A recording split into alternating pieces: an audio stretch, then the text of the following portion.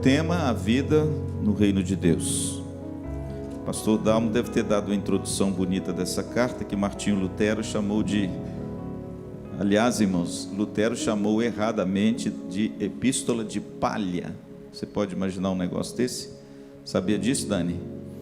Lutero, na época da Reforma, chamou a carta de Tiago de epístola de palha. Pastor, por quê? Porque a ênfase de Tiago não é naquela graça, não é? Que provém de Deus e que alcança o pecador e que salva o pecador. A ênfase de Tiago é no efeito dessa graça através da fé e principalmente da prática da fé. Tiago fala muito sobre as evidências de uma fé verdadeira. E dentre essas evidências, ele cita nessa bela carta de 5 capítulos, algumas evidências dessa fé genuína que precisa vir acompanhada das obras. E foi aí que Lutero, irmãos, encrespou com o negócio, porque os irmãos sabem que a época da Reforma Protestante foi o grande divisor de águas, não é?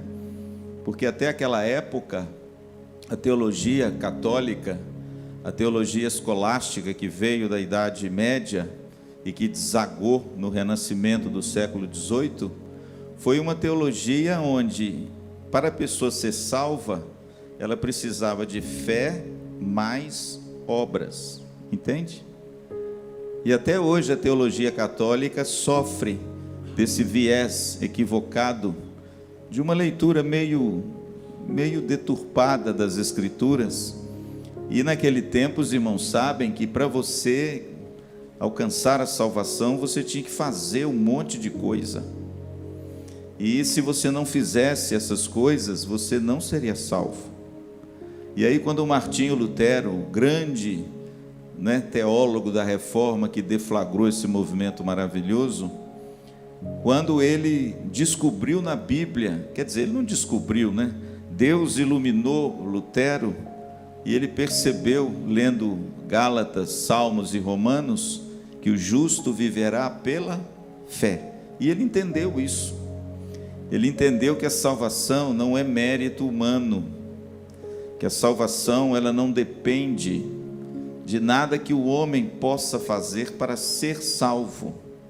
Ele compreendeu que o justo é aquele que foi justificado por Deus e que, mediante a fé, ele agora responde em obediência a uma obra interna do Espírito Santo.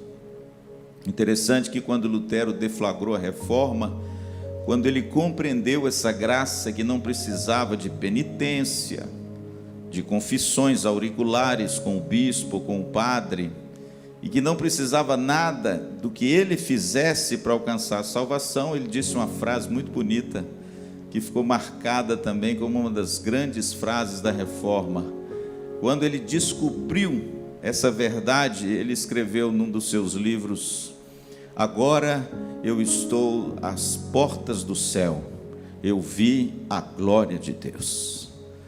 E Lutero teve como que assim um encantamento novo, e ele deflagrou esse movimento maravilhoso. E claro, Lutero era um conhecedor da Bíblia. Para você ter uma ideia, Martinho Lutero conhecia de cor os 150 salmos. Difícil, né? Martinho Lutero conhecia de cor todo o livro de Gálatas. E Martinho Lutero escreveu e pregou em todo o livro de Romanos. A cabeça daquele homem era um negócio fantástico. E ele, quando leu o Novo Testamento, como doutor em teologia de Wittenberg que ele era, ele se deparou, claro, com a epístola de Tiago. E pensa bem, um movimento que quebra com a salvação pelas obras, ele leu uma carta que a ênfase dela são as obras. Então ele, não é que ele não cria que a carta de Tiago fosse Bíblia, mas ele então cunhou essa expressão que ficou marcada na história. Ele dizia assim, quer ver? Epístola de Romanos é a epístola de ouro, mas a epístola de Tiago é a epístola de palha. Epístola de ouro em Romanos, por quê? Porque foi em Romanos que ele extraiu essa pipeta do capítulo 1, no verso 16, o justo viverá pela fé. E Paulo ali em Romanos, ele prova, numa teologia muito bonita, que essa salvação não é mérito humano, nem do gentio, nem do judeu e nem de ninguém. E lá em Romanos ele diz, olha, Deus encerrou todo mundo no pecado, para que através da graça ele alcançasse os seus eleitos. Então Lutero cunhou essa expressão. Nós estamos aqui diante então de uma epístola de palha. Estou brincando, irmãos.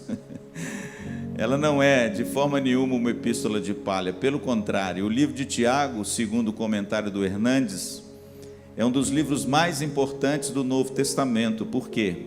Porque ele mostra como o crente deve viver. A gente sabe que a nossa fé, irmãos, apesar dela ser também um assentimento intelectual, ou seja, é uma fé racional, como diz Paulo aos Romanos 12, ela é muito mais do que um entendimento intelectual apenas de algo sobre Deus. A nossa fé, irmãos, é vida. E quando a fé não desemboca na vida, o que Tiago está querendo dizer é que você tem que fazer um autoexame, se ver se realmente é a fé verdadeira. Por quê, pastor? Porque segundo Tiago, e biblicamente e corretamente, a fé verdadeira se evidencia nas obras, se evidencia numa vida prática, se evidencia em gestos de ações práticas, onde você demonstra que você foi alcançado por uma fé salvadora, e agora através da vida de fé e da prática de fé, você evidencia a verdadeira e genuína graça salvadora na sua vida. João Calvino foi um teólogo posterior a Lutero. Ele viveu um pouco depois de Lutero. Calvino escreveu uma frase bonita. Ele diz o seguinte, olha, o homem, ele é salvo somente pela fé e pela graça salvadora. Mas essa graça salvadora, quando salva, ela não vem só. Por quê? Porque a genuína graça que alcança o pecador, alcançou a mim e alcançou a você, ela tem como fruto e como evidência as boas obras. E a epístola de Tiago, irmãos, fala sobre isso. E principalmente o que nós vamos ver hoje, o capítulo 2. Abre aí sua Bíblia comigo. O capítulo 2, irmãos, é o início de um grande capítulo onde ele fala das evidências, das marcas de uma fé verdadeira. O livro de Tiago, eu não sei se o pastor Dalmo disse para vocês, ele apresenta muitos contrastes. A sabedoria verdadeira e a falsa. A fé verdadeira e a falsa. A maldade e a bondade. Então, quando você lê Tiago, você vê que ele usa um contraste muito poderoso, extraído muito do livro de Provérbios. Alguns chegam a dizer, Dani, que o livro de Tiago é o livro de Provérbios do Novo Testamento, porque ele mostra de forma muito bonita como é que o cristão precisa viver no mundo. Quais são essas obras, quais são essas evidências pelas quais a gente testemunha no mundo que realmente nós somos filhos de Deus. E o capítulo 2 é o grande capítulo que começa a falar sobre isso. Ele fala sobre isso no capítulo 2, ele fala sobre isso no capítulo 3, ele fala sobre isso no capítulo 4, ele fala sobre isso no capítulo 5. Do capítulo 2 ao capítulo 5, nós vamos tratar sobre as marcas de uma fé verdadeira. O que identifica o salvo? Quais são as marcas daquele que foi alvo de uma fé genuína? O que a Bíblia nos orienta com respeito a uma praxis da fé, a uma vida de fé? E que eu e você temos que avaliar e averiguar se esse tipo de evidência e fruto acontece conosco. Para você ter uma ideia, do versículo 1 do capítulo 2 ao versículo 13, ele fala de uma das evidências. Vamos ler? Para a gente descobrir qual é. Olha o que a Bíblia diz, siga comigo por favor. Eu não vou me delongar, não vou me demorar. Meus irmãos, então preste atenção. O pastor vai lendo, vai interpretando, e depois eu vou mostrar a vocês qual é a primeira evidência de uma fé genuína. Quando ele fala meus irmãos, você pode estar certo que ele está escrevendo isso para quem? Para crentes. Não se esqueçam disso. As cartas do Novo Testamento não são para incrédulos, para gentio, todas elas são para crentes, para cristãos que estavam naquela igreja, naquela época, num determinado contexto. Então ele diz assim: meus irmãos, não tenhais a fé em nosso Senhor Jesus Cristo, Senhor da glória, em acepção de pessoas. Se portanto entrar na vossa sinagoga, pastor, por que ele diz sinagoga? Porque naquele tempo, né, irmãos, lembre-se que Tiago, que escreveu essa epístola, o pastor Dalmo disse, quem ele era? Irmão de Jesus. Tiago aqui não é o apóstolo Tiago. O apóstolo Tiago, irmão de João, morreu lá no início da igreja, lá em Atos, decapitado. Essa carta, irmãos, é de Tiago, um dos irmãos de Jesus, por parte de mãe, né? Filho de Maria. Por quê? Porque no início da carta, ele mesmo diz isso, né? Então esse Tiago aqui, veja, foi um dos grandes líderes da igreja de Jerusalém, junto com Pedro. Ele foi um dos grandes baluartes que segurou ali, não é, a ortodoxia no início da igreja primitiva, e muitos comentaristas dizem que a carta de Tiago tem um eco muito bonito do Sermão do Monte, que ele extraiu exatamente do seu meio-irmão, né, Jesus. Então, irmãos, veja que quando ele fala, se portanto, verso 2, entrar na vossa sinagoga, porque naquele tempo a pregação do evangelho era feita a priori nas sinagogas. Depois que eles rejeitavam a mensagem, é que eles iam para outros lugares. Mas primeiramente os apóstolos procuravam as sinagogas, e eles pregavam a partir do texto do Velho Testamento. Amém? Quem se lembra lá de Lucas capítulo 4, quando Jesus começa o seu ministério, ele começa por onde? Pela sinagoga. Interessante, né? A Bíblia diz que quando Jesus chega em Nazaré, que é a cidade dele, do qual ele fora depois criado, né? A Bíblia diz que ele é adulto, quando ele chega em Nazaré, ele abre Isaías 61. Deram para Jesus um pergaminho, e ele então abre o pergaminho e prega e lê o texto bíblico. Só que aí, irmãos, aquilo foi uma bomba em cima de todo mundo, porque quando ele acabou de ler o texto bíblico em Isaías 61, quando diz assim, o Espírito do Senhor está sobre mim, pelo que me ungiu a pregar as boas novas aos quebrantados, a curar aqueles que estão cegos, a proclamar o ano aceitável do Senhor. O texto diz lá em Lucas 4 que Jesus fechou as escrituras e diz assim, hoje essa palavra se cumpriu. Que autoridade, irmãos, que Jesus tinha, hein? E a Bíblia diz que por ele ter dito isso, quem conhece o texto? A Bíblia diz que eles pegaram em pedras e queriam julgá-lo do precipício, mas eles não fizeram isso. Por quê? Porque ainda não havia chegado a sua hora. Coisa linda, irmãos. Veja que Jesus procurava as sinagogas. A gente pensa que Jesus pregava nas praças, nas vilas. Isso é verdade? É verdade. Mas Jesus também, irmãos, procurava as sinagogas. E ele pregava nas sinagogas. Me dá um exemplo de um outro apóstolo que sempre quando chegava em algum lugar, o primeiro lugar que ele escolhia para pregar eram as sinagogas. Quem? Claro, o apóstolo Paulo. Todas as cidades que Paulo ia, a primeira coisa que ele procurava é se tinha uma sinagoga. Se tivesse uma sinagoga, ele ia para as sinagogas. Pastor, quais cidades que Paulo pregou que não tinham sinagogas? Para casa para você então, para a escola dominical, tá bom? Olhe lá nas cartas de Paulo e vê quais cidades onde ele escreve as cartas, e no livro de Atos que diz que ele não pregou, porque não tinha sinagoga. Você lembra de alguma? Não lembra não? Vou arrefecer sua memória. Lembra daquela cidade que ele pregou na beira de um rio? Lembra que na beira de um rio tinha uma mulher que se chamava Lídia?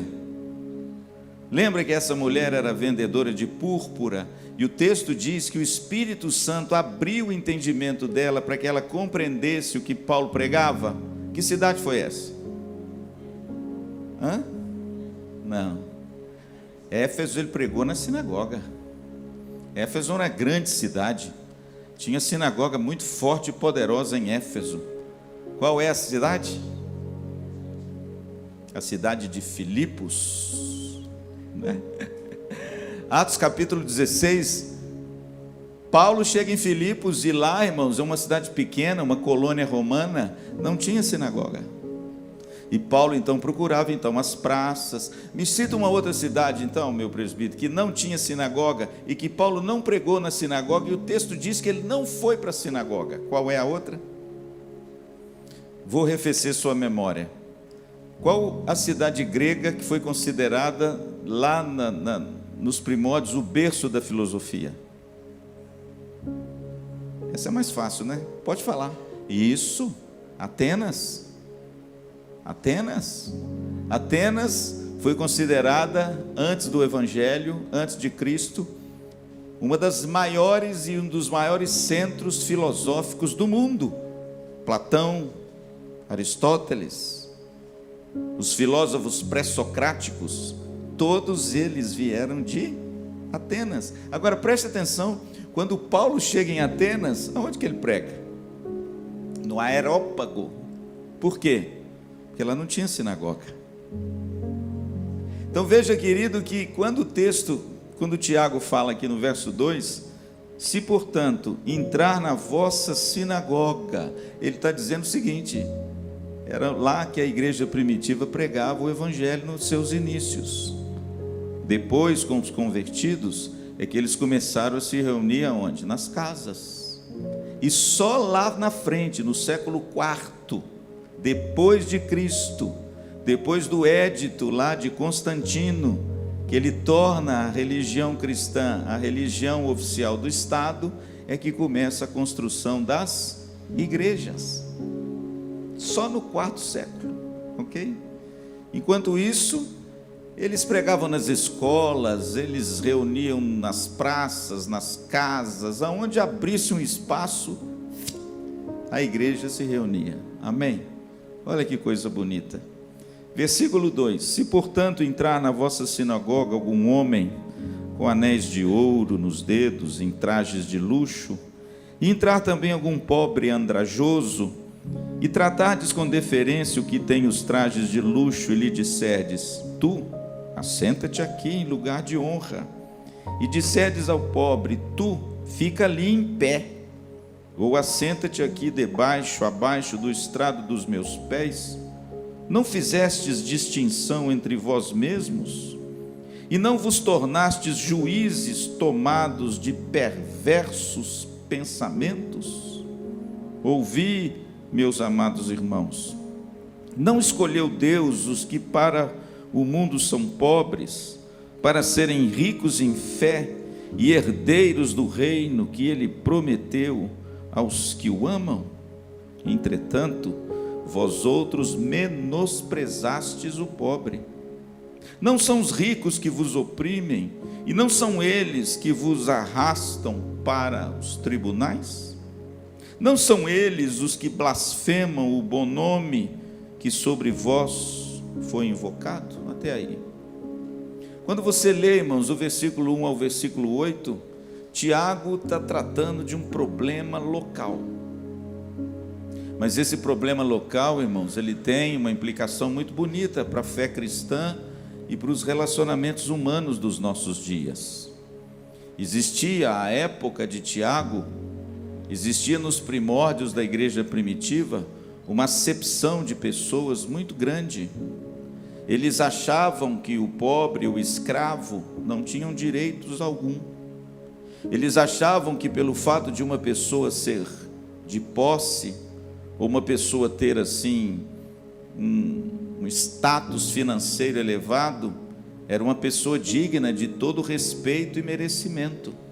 E eles tratavam com desdém o humilde, o pobre, o andrajoso, ou seja, aquele que não se veste com roupas finas. E naquele tempo, irmãos, essas pessoas eram consideradas como pessoas de segunda categoria. Você quer ver um exemplo disso? Pastor Luciano já falou com você sobre o lava-pés. O lava-pés mostra muito bem a cultura daquela época. O escravo era considerado uma pessoa de segunda classe, principalmente pelos gregos. É verdade que o judeu, ele tinha um compromisso com o escravo diferente do escravo gentio. Mas mesmo assim, eles eram tratados com muito desdém. E quando você vê o lava-pés, você vê, por exemplo, como aquilo era cultural. A reação de Pedro é uma reação normal de um judeu daquela época. Olha, o Senhor jamais vai lavar os meus pés. Pedro está certinho. Dentro da ótica cultural daquela época, um escravo, o mestre nunca poderia lavar os pés de um escravo. Isso era completamente fora de tudo que o padrão cultural da época ditava. É por isso que Pedro ficou chocado, e ele ficou chocado com razão. Mas aí vem Jesus, irmãos, e altera essa coisa toda, dizendo o seguinte: olha, Pedro, eu vos dei o exemplo, para que assim como eu vos fiz sendo mestre, vocês devem agora fazer uns aos outros. Pastor, o que Jesus fez? Jesus fez o que Tiago escreve no capítulo 2. O que Jesus fez foi tratar todos os homens como se eles fossem superiores a si mesmo. O que Jesus fez, irmãos, é não tratar ninguém com deferência ou preferência, independente de quem quer que essa pessoa seja. E Tiago, irmãos, escreve aqui, fazendo um eco muito bonito ao ensino do Senhor Jesus. Pastor, qual é a primeira evidência de uma fé genuína que Tiago elenca dos versículos 1 ao versículo de número 13? A imparcialidade nas relações humanas.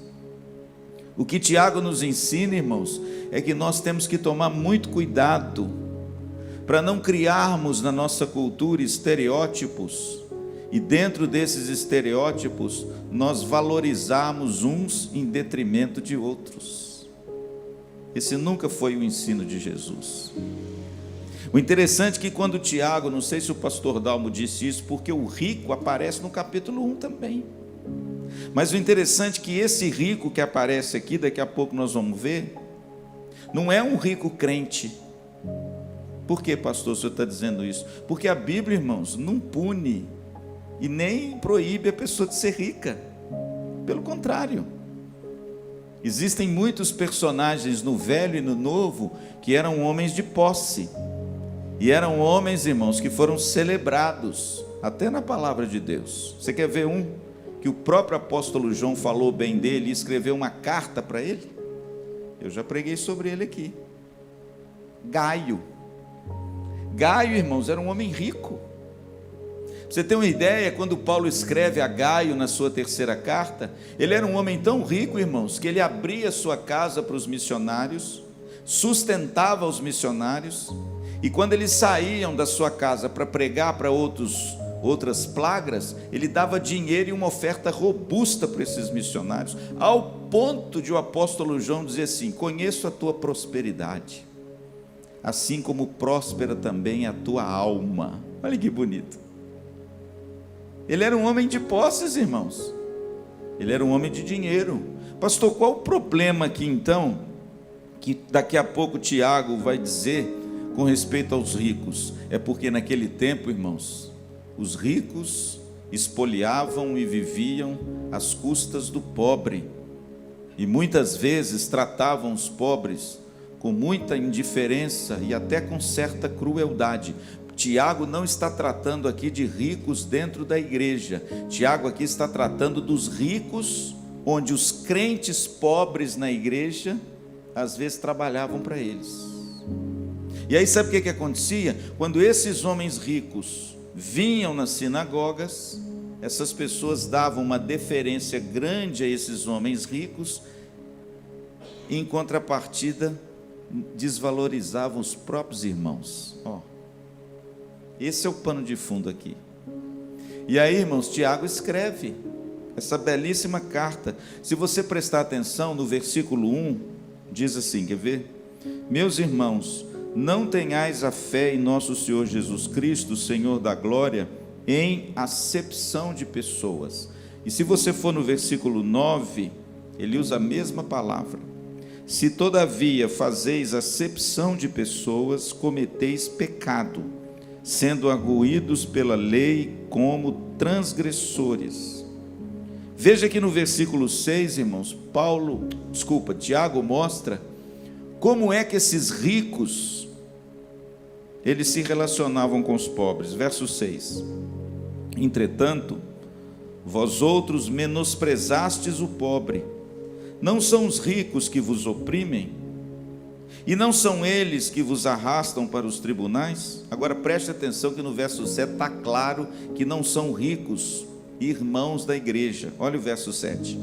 Não são eles os que blasfemam o bom nome que sobre vós foi invocado? Que bom nome é esse? O nome de Cristo. Então veja aqui, querido, que Tiago não está condenando a pessoa a ser rica. Tiago está condenando os ricos naquele tempo que eram incrédulos, que quando iam nas sinagogas, as pessoas tratavam ele com muita deferência, sendo que muitos daqueles empregados que estavam ali, às vezes crentes, eram tratados com desprezo. E aí Tiago escreve, irmãos, essa coisa tão bonita que serviu de modelo até hoje, não é? Para a gente aprender a não desvalorizar a pessoa pela cor da pele, pelo grau intelectual, pela quantidade de dinheiro que ela tem ou não. O cristianismo, irmãos, ele é maravilhoso, sabe por quê? Porque ele igualitou todos os homens. Todos os homens são dignos de respeito, porque todos eles foram criados à imagem e semelhança de Deus.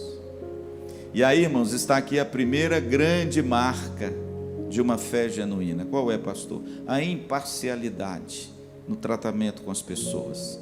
E a gente sabe, irmãos, e muitas vezes luta com isso, não é? Tiago não está dizendo que você não tem preferências por A, B ou C quanto às suas amizades, não é nada disso. O que Tiago está dizendo é que o fato de uma pessoa ter posses e outras não dá a ela o direito de, pelo fato dela ter dinheiro, ela ser valorizada em detrimento da outra que não tem. Pelo contrário, todos eles merecem respeito, merecimento e honra. Ele cita o exemplo aqui que quando entrava um rico com os anéis e aquelas roupas boas, todo mundo arredava, né? Saía do seu lugar para dar lugar para ele. E quando entrava um pobre, uma pessoa humilde, eles diziam assim: olha, fica ali em pé ali naquele canto. Claro que isso era algo contextual, algo que estava acontecendo ali naquele lugar. De repente, na comunidade que Tiago era ali o líder, e ele escreve, irmãos, aquela comunidade para sanar esse tipo de problema. Hoje a gente precisa muito cuidar para que isso não aconteça, né? A igreja é uma casa para todos, e a gente precisa ter o coração aberto para a gente tomar cuidado para não fazer acepção de pessoas, respeitá-las, amá-las por aquilo que elas são em Deus, e não por aquilo que elas mostram, têm ou de repente conquistam como valores desse mundo. Veja bem que a partir do versículo de número 8, Tiago evoca o mandamento do amor. Olha que coisa. Se vós, contudo, observais a lei régia, segundo a Escritura, amarás o teu próximo como a ti mesmo, fazeis bem. Se todavia fazeis acepção de pessoas, cometeis pecado, sendo arguídos pela lei como transgressores. Pois qualquer que guarda toda a lei, mas tropeça em um só ponto, se torna culpado de todos. Porquanto aquele que disse: não adulterarás, também ordenou: não matarás. Ora, Se não adulteras, porém matas, vens a ser transgressor da lei. Falai de tal maneira e de tal maneira procedei, como aqueles que hão de ser julgados pela lei da liberdade. Em outras palavras, Tiago está dizendo o seguinte: olha, se você tropeça num ponto da lei, você tropeçou em toda a lei, sendo considerado transgressor. E ele aqui cita 2 ditames da lei, o adultério e a morte, apenas para exemplificar que se de repente você fala que ama o próximo, mas faz acepção de pessoas pelo fato dele ser uma pessoa que não lhe agrada por alguma coisa que você, de preconceito, colocou no seu coração e na sua mente, você comete pecado, porque você transgride o mandamento. E o interessante é que no verso 8, ele chama essa lei de lei régia. O que é a lei régia? É a lei do amor, né? Porque todos os mandamentos apontam para o amor. A primeira tábua, amor a Deus. A segunda tábua, o amor ao próximo. E Tiago então evoca esse mandamento, irmãos. E hoje isso se aplica a nós. Por quê? Porque mais uma vez, nós temos que ter muito cuidado para a gente não cair no erro de fazer acepção de pessoas, de viver desprezando uns e exaltando outros, por causa da sua condição social, por causa da sua condição intelectual, por causa da cor da sua pele, por causa do bairro que ela mora, por causa do carro que ela tem, por causa da conta bancária ou não que ela tem ou não tem. Esse tipo de parcialidade não pode existir, irmãos, entre o povo de Deus. Todos nós somos iguais, brancos ou pretos, ricos ou pobres, intelectuais ou mais simples, aquele que tem a sua parede eivada de diplomas, ou aquele irmão que dificilmente ele concluiu o primário.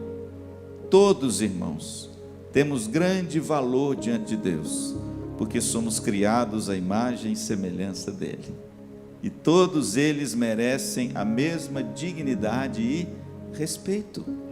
Pastor, quem que trouxe isso para a sociedade? O cristianismo. Interessante que hoje esse negócio dos direitos humanos é uma coisa séria, né? Hoje os direitos humanos virou outra coisa, menos direitos humanos, porque hoje os direitos humanos só vão para um lado. Há hoje uma parcialidade nos direitos humanos. Mas o equilíbrio que deve existir, quem trouxe isso foi o cristianismo. O direito humano bíblico, irmãos, é maravilhoso. Qual é o direito humano? É você não fazer acepção de pessoas, é você tratar com honra e dignidade a todos, ser justo para com todos. Mas infelizmente, irmãos, os direitos humanos hoje parece que estão pendendo só para um lado, e eles nem podem mais ser chamados de direitos humanos, né? Mas quem trouxe essa realidade que o ser humano deturpou foi Jesus, foi o cristianismo. Jesus, irmãos, ele pegou todas aquelas parcialidades culturais e ele elevou ao mesmo patamar, colocando o ser humano igualitário, um de acordo com o outro. Isso é muito bonito, irmãos. Sabe por quê? Porque a gente ama e valoriza as pessoas pelo que elas são, não pelo que elas têm, né? Isso é maravilhoso. Você tem a liberdade de poder conviver com as mais variadas formas de pensamentos, pessoas, classes sociais, intelectuais, e de repente você tratá-las todas com amor, com carinho, com respeito, com deferência, porque afinal de contas todas elas têm algo a nos ensinar, não é verdade? Todas elas podem nos acrescentar algo profundamente no nosso coração. E ele termina esse texto, verso 12 e 13, dizendo assim: falai de tal maneira e de tal maneira procedei, como aqueles que hão de ser julgados pela lei da liberdade. O que Tiago está dizendo nesse versículo meio complicado? Aquilo que você fala e crê, você viva, porque você vai ser julgado por isso. É isso que está dizendo. Não divorcie a sua fé da sua vida de fé. Pratique aquilo que você crê. É o que diz o verso de número 12. E no 13 ele conclui esse bloco dizendo assim: por quê? Aí ele explica: porque o juízo, esse juízo é o juízo de Deus, porque o juízo é sem misericórdia para com aquele que não usou de misericórdia, mas a misericórdia triunfa sobre o juízo. Ou seja, se você é uma pessoa que trata as pessoas com parcialidade e não usa de misericórdia com a pessoa mais simples, Deus não vai usar de misericórdia para com você. Deus vai tratar você da mesma maneira. Pastor, de onde que Tiago tirou esse ensino? Do Sermão do Monte, das bem-aventuranças. Qualquer comentarista, quando lê o verso 13, remete lá para Mateus 5. Bem-aventurados os misericordiosos, porque alcançarão misericórdia. E é isso que Tiago expôs aqui de forma bonita. Se você viver uma vida sem misericórdia com as pessoas, o juízo de Deus virá sem misericórdia sobre você. Mas se você for uma pessoa misericordiosa, você vai alcançar misericórdia da parte de Deus, não é? E aí eu pergunto para vocês, irmãos, quem não precisa dessa misericórdia? Então, use de misericórdia para com os outros. Seja imparcial. Não julgue as pessoas por um crivo diferente, dependendo do dinheiro que elas têm. Trate a todas com honra. Trate a todas com amor, independente se essa pessoa se apresenta de uma forma ou de outra forma. Amém? Que ensino bonito, hein, irmãos, para os nossos dias, né? Que coisa bonita nos nossos dias, onde o ter parece que tomou um lugar daquilo que eu sou, né? O ter parece que guindou o ser humano a uma posição de status maior, mesmo que esse ter seja às vezes de forma tão ilícita, ele tenha conquistado, né? Então, irmãos, capítulo 2, versículo 1 ao versículo 13, é a primeira evidência de uma fé genuína. Qual é, pastor? A imparcialidade nos relacionamentos. Seja imparcial. Não tenha preferência por causa de qualquer padrão que de repente você colocou, e aí você assim desqualifica os outros se ele não alcançar esse padrão. Isso é muito perigoso. A régua não é você quem impõe. A régua foi posta por Deus e nós precisamos seguir esse padrão. Amém? Vou terminar. Eu quero ler só o versículo 14 a 26, porque aqui está uma outra evidência, e eu vou deixar para a semana que vem, tá? Eu só quero ler o texto e quero dizer a vocês qual é a segunda evidência de uma fé verdadeira. Meus irmãos, mais uma vez ele começa como ele começou o versículo 1, igualzinho. Meus irmãos, qual é o proveito se alguém disser que tem fé, mas não tiver obras? Por acaso semelhante fé, pode acaso semelhante fé salvá-lo? O enrosco da teologia católica está nesse capítulo, viu? Esse é o capítulo onde os teólogos, da igreja começaram a entender que esse capítulo dá margem para você entender que se você não tiver obras, você não é salvo e não alcançou a fé. Então a fé é necessária também para a salvação. Isso é o que eles tomaram como consequência, mas o texto não está dizendo isso. Vamos ver. Pode acaso semelhante fé salvá-lo? Quando eles leram isso aqui, eles disseram assim: está vendo? Só a fé não salva. Está vendo? Só a fé não salva, porque a Bíblia diz: pode acaso a fé salvá-lo? Só que se a gente ler até o final, você vai entender. Se um irmão ou irmã tiverem carecidos de roupa, aí ele cita um monte de exemplo, olha que coisa bonita. Se um irmão ou irmã estiverem carecidos de roupa e necessitados do alimento cotidiano, e qualquer dentre vós lhe disser: ide em paz, aquecei-vos e fartai-vos, sem contudo lhes dar o necessário para o corpo, qual é o proveito disso? Agora preste atenção, verso 15, se um irmão, isso não está dizendo que você tem que dar roupa para todo mundo, não. Se um irmão ou irmã, o que está dizendo isso? Se um brother seu, entende? Na fé, você vê que ele está padecendo de uma necessidade, que ele não tem roupa para vestir. Aí, querido, olha o que diz o texto. A Bíblia diz: sem contudo lhe dar o necessário, verso 16, para o corpo, qual é o proveito disso? Aí ele faz a comparação no 17.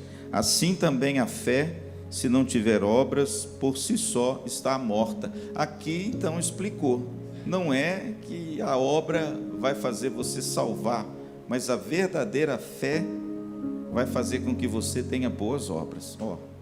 Entende? Em outras palavras, irmãos, a nossa fé ela vem acompanhada de gestos e atos de bondade, de ações práticas na nossa vida, para de repente intervir numa penúria, numa luta, num problema, numa necessidade do nosso irmão. Tiago não está dizendo que você tem que acrescer fé às obras para ser salvo. O que Tiago está dizendo é que as obras evidenciam uma genuína fé e provam que você foi salvo. É diferente. E foi o que Lutero depois explicou de forma magistral.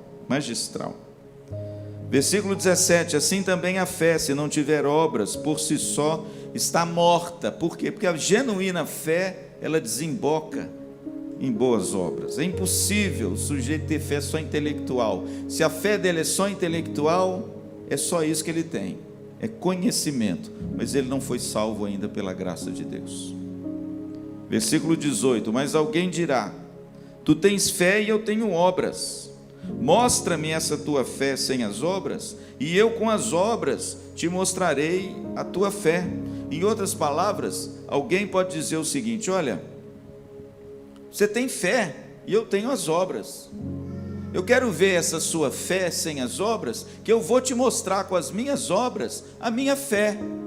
O que Tiago está dizendo? Que a fé sem obras, ela não tem valor, ela não é genuína. Só você ter fé, sendo que essa fé não vem acompanhada da evidência da fé, até o diabo tem essa fé. É por isso que ele cita o diabo aqui, Verso 19: crês tu que Deus é um só? Fazes bem, até os demônios creem e tremem. Pastor, por que ele usa aqui o exemplo tão esquisito, né? O exemplo dos demônios. Em outras palavras, ele está dizendo assim: os demônios têm fé, eles creem, eles têm um assentimento de quem Deus é. Lembra lá do demoniado gadareno, quando Jesus chegou, o menino estava todo estrupiado lá? Lembra lá que quando ele chegou, ele se cortava com pedras, aquela coisa horrível, as cadeias, ele arrebentava tudo. Lembra quando Jesus, a porta em Gadara, e a Bíblia diz que uma legião veio com aquele menino? Depois vai lá no texto e vê o que os demônios falaram para Jesus.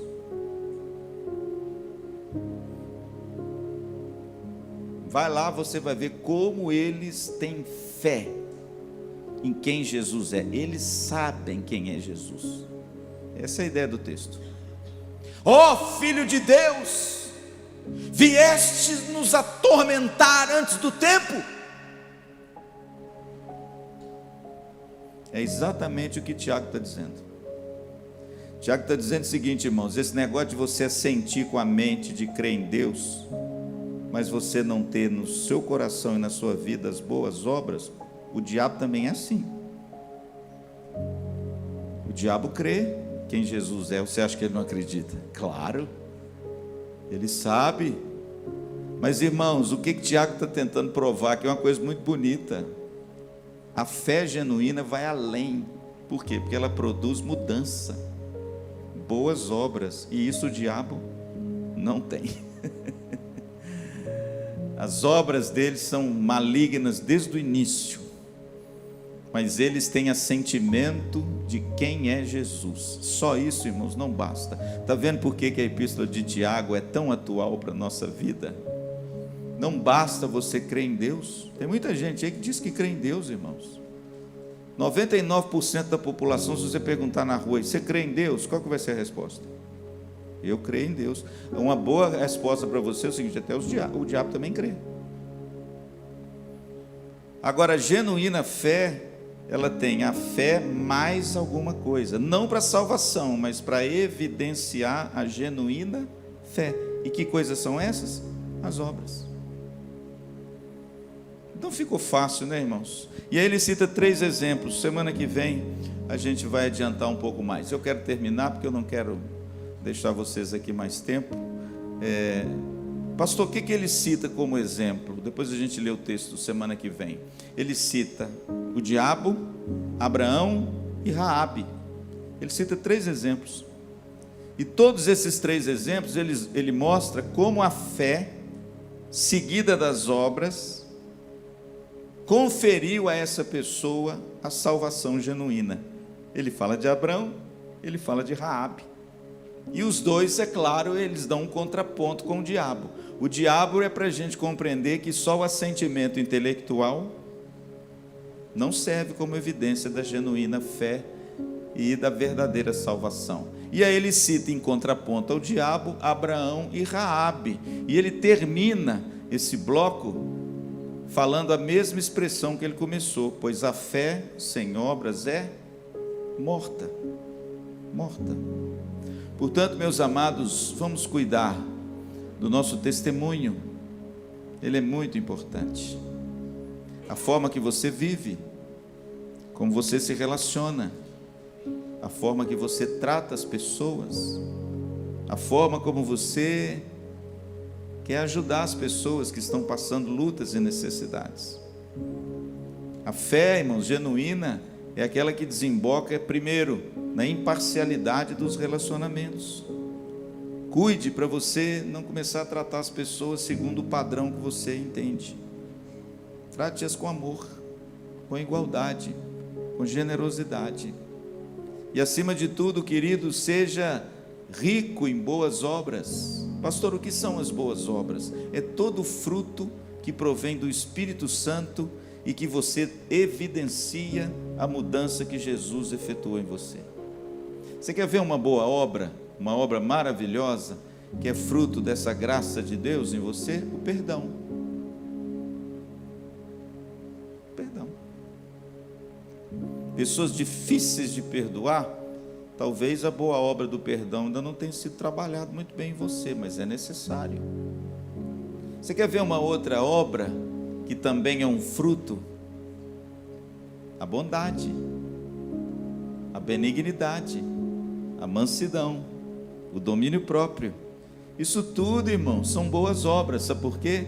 Porque espelham a glória de Cristo em benefício do outro.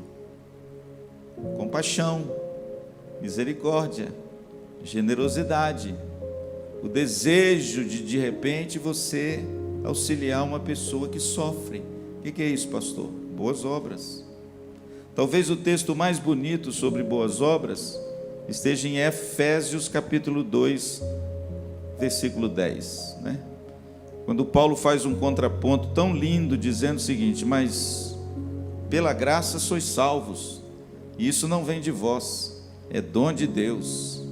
Mas essa graça salvadora, ela não vem sozinha, porque no versículo 10 ele conclui aquele bloco de uma forma muito bonita, e tem uma palavra no grego ali que eu gosto muito dela. Ele diz assim: pois somos feitura dele, criados em Cristo Jesus, para as boas obras, as quais ele de antemão já preparou para que nós andássemos nelas. Sabe o que significa isso, querido? Até as boas obras que você faz é um dom de Deus. Agora, a palavra que eu gosto, sabe qual que é, Carol? O texto diz assim: pois somos feitura dele. Sabe qual é a palavra traduzida por feitura no original? Poema. Bonito, né? Pode olhar lá no original. Poema. Sabe o que Deus está dizendo? Nós somos um poema. De quem? De Deus. Você quer uma coisa mais bela do que um poema? Pois a Bíblia diz, querido, que nós fomos feitos um poema, criados em Cristo Jesus. Para quê, pastor? Para as boas obras. É que o mundo precisa, irmãos. O mundo quer ver na igreja mais do que a profissão de fé. O mundo quer ver na igreja a prática da fé. É mais do que os nossos filhos, é muito do que os nossos filhos precisam. Ele quer ver muito mais do que um pai que de repente vem no culto. Isso é importante, isso já é muito importante. Mas ele quer ver um pai que ama Cristo e que tem um coração transformado por Cristo. O mundo espera isso de nós. E nós esperamos isso de Cristo. Amém? Para que o mundo creia que Jesus nos enviou, o Pai enviou Jesus. Amém, meu querido?